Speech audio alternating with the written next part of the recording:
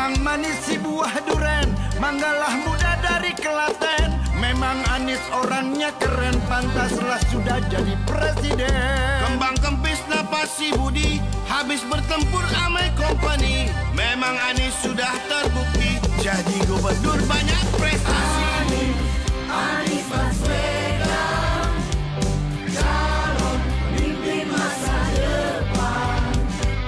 Anies bawa perubahan untuk semua perbaikan.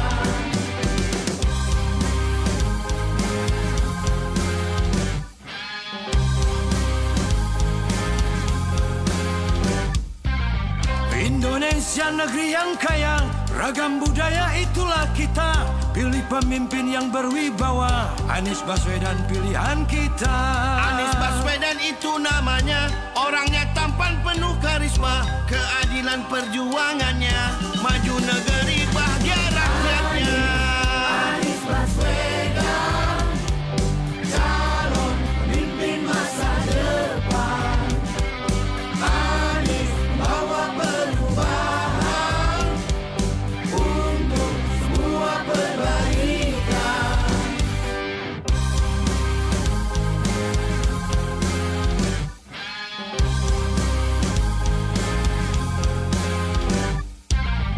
Mari kita bergandeng tangan, bersama-sama kita gerakkan perubahan untuk perbaikan. Itu pesan Anies Baswedan. Kalau tuan beli sepatu, sarung gamis di pasar baru. Kalau tuan inginlah maju, dukung Anies jadi RI1. Anies Baswedan, calon pemimpin masa depan. Santun, tegas, berwibawa, cerdas, jujur dan amanah.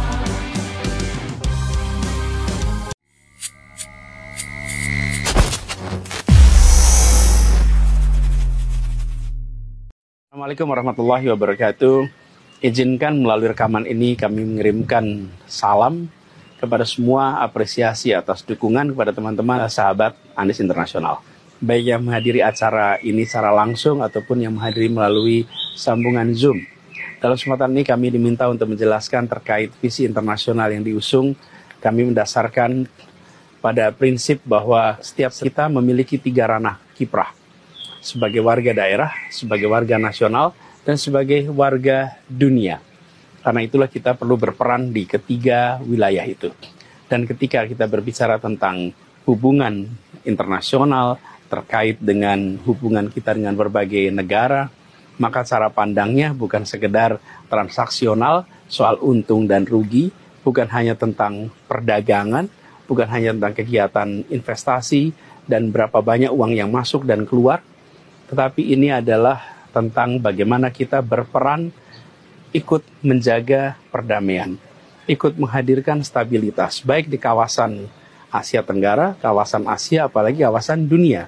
Karena itu prinsip yang dipegang adalah prinsip berdasarkan kepada nilai, value based. Kalau berdasarkan nilai, maka ketika kita menghadapi persoalan-persoalan yang ada di wilayah internasional, maka prinsip-prinsip itulah yang dipakai untuk menakar hubungannya. Misalnya, kita megang prinsip bahwa kemerdekaan adalah hak segala bangsa. Prinsip menghormati integritas teritorial. Maka ketika ada aneksasi, kita bisa mengatakan bahwa ini adalah melanggar prinsip yang kami yakini, bahwa setiap negara harus dijaga kedaulatannya. Jadi walaupun yang melakukan adalah bisa jadi teman Indonesia, negara yang memiliki hubungan baik dengan kita, tapi kita sampaikan bahwa apabila prinsip-prinsip ini tidak dihormati, kami harus menegur. Jadi cara kita di dalam berinteraksi di dunia internasional adalah dengan memegang pada prinsip-prinsip nilai. Dan kita tahu bahwa sebagian dari problem-problem yang kita hadapi adalah problem yang lintas negara, lintas wilayah, misalnya soal iklim.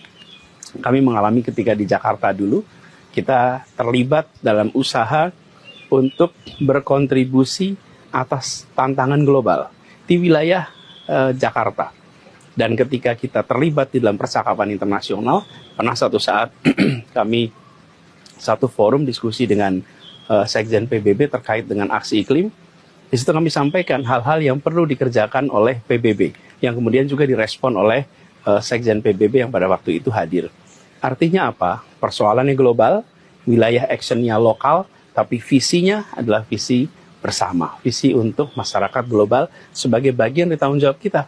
Bahwa kita seperti yang saya katakan tadi, bukan hanya warga kota, bukan hanya warga Indonesia, tapi juga warga global. Inilah yang kita perjuangkan sama-sama ke depan, dan semoga dengan kebijakan-kebijakan yang diarahkan berdasarkan nilai, maka kita bisa membawa Indonesia menjadi salah satu negara yang berperan di dalam kancah internasional. Bukan hanya menjadi partisipan, tapi menjadi pihak yang memberikan pengaruh dan ikut menentukan arah perjalanan dunia. Demikian bisa saya sampaikan. Sekali lagi terima kasih. Salam hormat untuk teman-teman, sahabat Anies Internasional. Terima kasih. Assalamualaikum warahmatullahi wabarakatuh.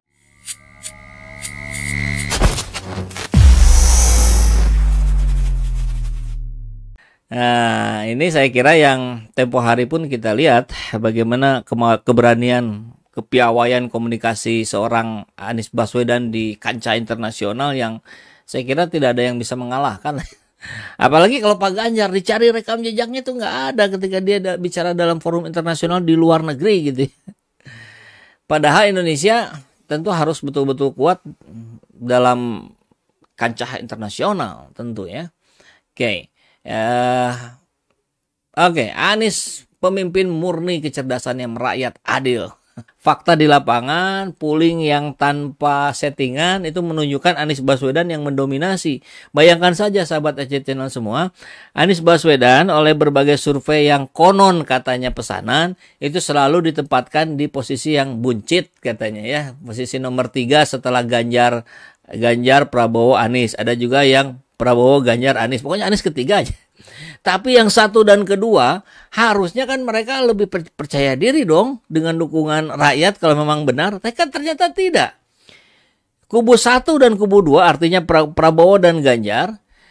Bukan Prabowo dan Ganjar ya tentu ya. Tapi pendukungnya lah, pasukannya. Kerjanya apa yang mereka lakukan? Mendegradasi Anies. Jelek-jelekin Anies, fitnah Anies. Kan ini logikanya di mana? Logikanya di mana? Yang mungkin terjadi adalah sebetulnya Anies itu nomor 1, Ganjar Pranowo nomor 2 atau nomor 3, baru Prabowo nomor 3 atau nomor 2, tapi yang nomor 1-nya Anies. Kenapa? Ini rakyat juga bisa melihat dengan clear, kita melihat dengan jelas di sini yang dihantam terus-menerus tuh Anies. Artinya apa? Fakta sebenarnya yang tertinggi itu Anies. Itu sudah sangat cukup lah ya untuk kita lihat realitanya di lapangan. Silakan Bapak Ibu yang tidak percaya turunnya ke lapangan. Jangan turunnya ke Instagram, jangan turunnya ke media sosial gitu. Walaupun media sosial juga sudah menunjukkan hal yang sama gitu. Tapi kan framing dengan mudah dilakukan melalui apa hari ini? Media sosial. Maka itu pula SC Channel ada di sini untuk mengcounter narasi-narasi negatif, narasi-narasi hoax, narasi-narasi fitnah terhadap Anies Baswedan. Itu fungsi kita ada di sini. Salah satunya tentu ya. Nah, kembali lagi pada situasi kita hari ini, tentu ini menarik sekali. Kita lihat bagaimana diskusi-diskusi yang terjadi. Mudah-mudahan rakyat semakin cerdas, bisa melihat fakta dan realita yang terjadi. Tidak mudah terframing ya. Dan kita akan terus pantau, kita akan terus counter narasi-narasi yang menjelek-jelekan sesuatu yang bagus. Begitu ya. Terima kasih sudah membersamai saya. Assalamualaikum warahmatullahi wabarakatuh. Semangat perubahan. Salam kedaulatan rakyat.